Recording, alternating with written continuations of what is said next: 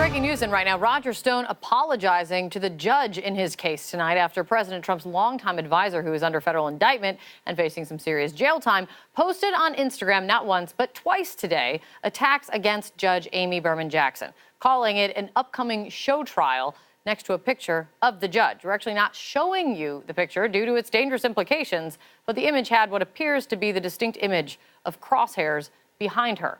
And with that, Stone is now doing damage control. Sarah Murray is out front. Sarah, it seems you often can't guess what the next turn is going to be. With Stone clearly realizes the possible implications of this because he's taken it back a couple times now and is trying to backtrack. But honestly, what is he doing here? So much explaining today, Kate. There were two separate photos of the judge. Then there was an explanation he posted on Instagram saying this is being misinterpreted. And then another explanation he posted on Instagram saying, no, that's not a crosshairs. That's just the logo of the website where we got this photo. And now it seems that Stone, or perhaps someone on his legal team, realized this could be a very big problem and get him in even more legal trouble. And so he has formally apologized to the court, to the judge. This is what he said in a filing that they just put out. Please inform the court that the photograph and comment today was improper and should not have been posted. I had no intention of disrespecting the court and humbly apologize to the court for the transgression.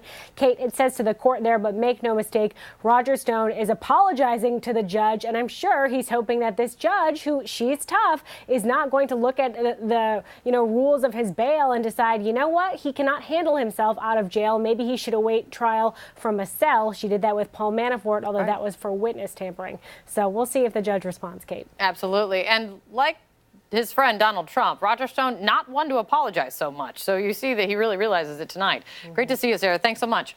Out front now, Harry Sandick is here. He's a former assistant U.S. attorney for the Southern District of New York, and David Gergen, a former presidential advisor to 4 presidents. Okay, Harry, when the judge finds out about this,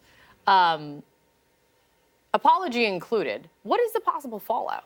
I think that the way he handled it, the way Stone handled it, by taking down the offending image and then submitting this apology, will minimize the likely fallout. It's possible he'll get a warning. It's possible that he'll have to come to court and explain how this happened and promise not to do it again.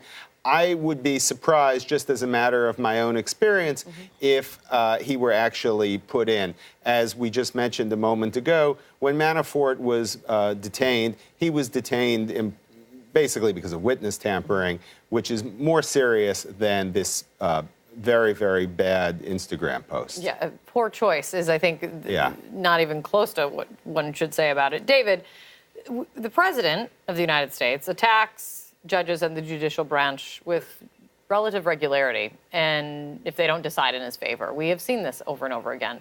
So I guess on some level, should anyone be surprised, this is a road that Roger Stone, his ally, his confidant, his advisor, longtime advisor, wanted to walk down. Well, you might think that he would consider it, but you would never think he would do it. Because it's an act of such utter stupidity.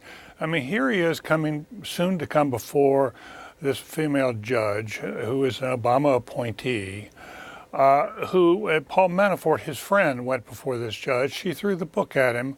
Paul Manafort could well die in jail. He's a crumpled man. We've now heard tales, harrowing tales about what's happening to him in prison, how his life has changed, how lonely, how depressed he is. He doesn't see his family. Roger Stone must also worry that if he goes there, he's seen as something of a dandy. Will he be physically safe? Will he be subject to rape? I mean, there must be a lot of things that are going through his mind. Oh my God, where have I got myself into?